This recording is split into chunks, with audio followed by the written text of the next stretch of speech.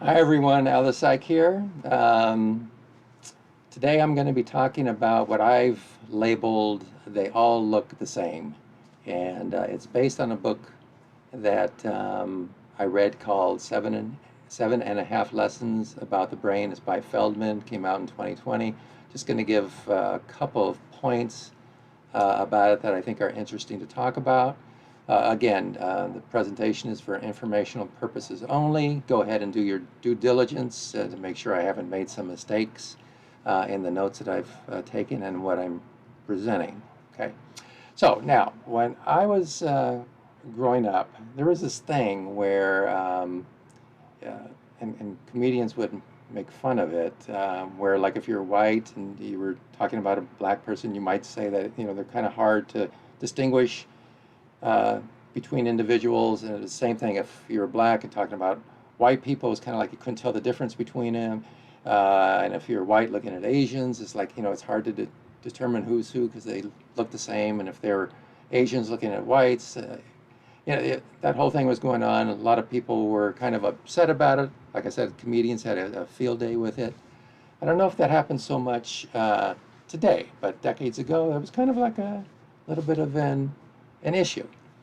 And I'm going to get to why I'm talking about that at the end of this presentation.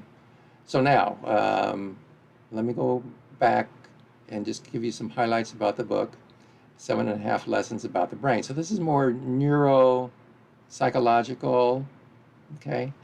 So remember the saying, neurons that fire together, wire together? That's kind of what I'm going to talk about here. So, as presented in the book, in a newborn brain, some neurons fire together more frequently than others, and this causes gradual brain changes that we've called plasticity. Um, Back when I was in school, I was taught that the brain doesn't make any changes, and we've found out, oh yeah, the brain does change. So now these changes nudge the infant's brain toward higher complexity via two processes called tuning and pruning. Okay.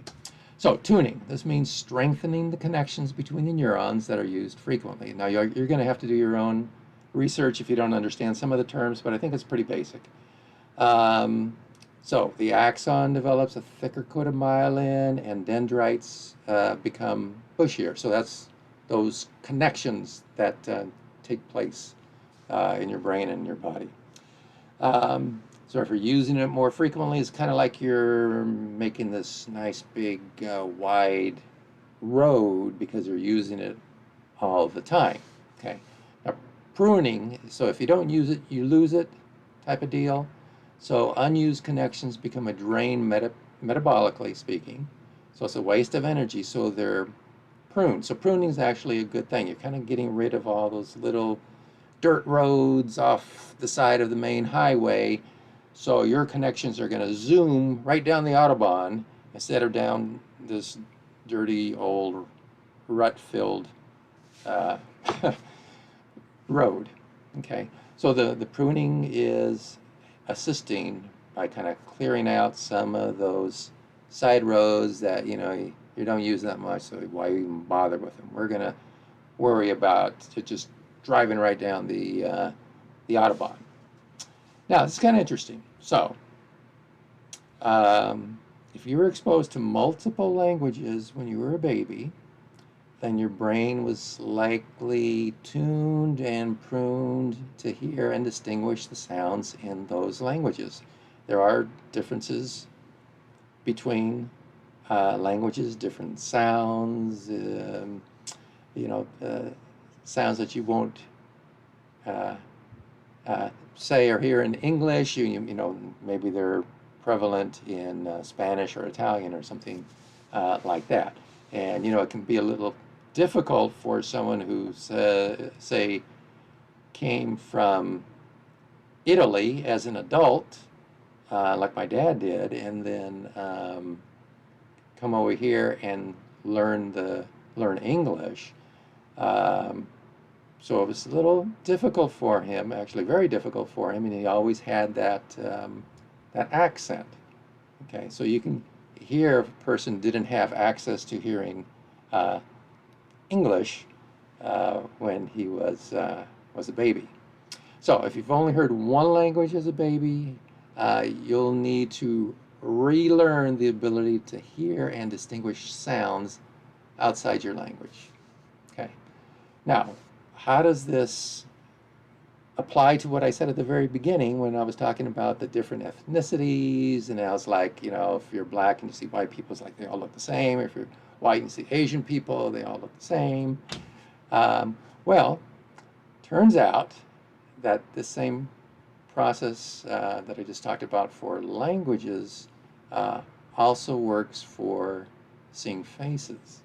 So when you're a baby, you learn to recognize the people around you. Now, the infant brain learned to recognize the people around you, and your infant brain was tuned and pruned to detect fine differences in those faces so you could tell them apart.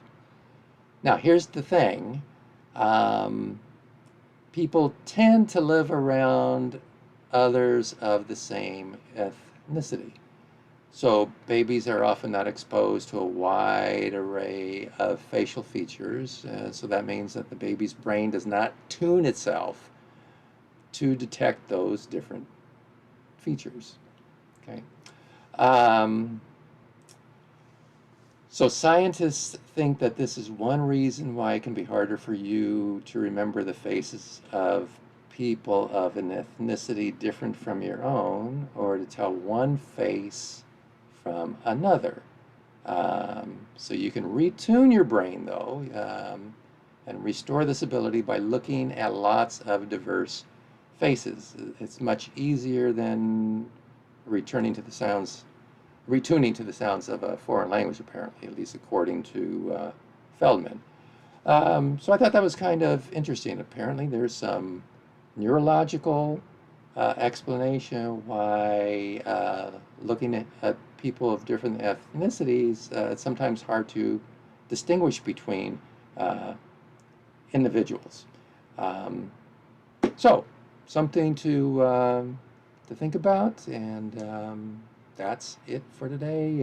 If you have any comments, go ahead and leave them, and see you next time. Okay.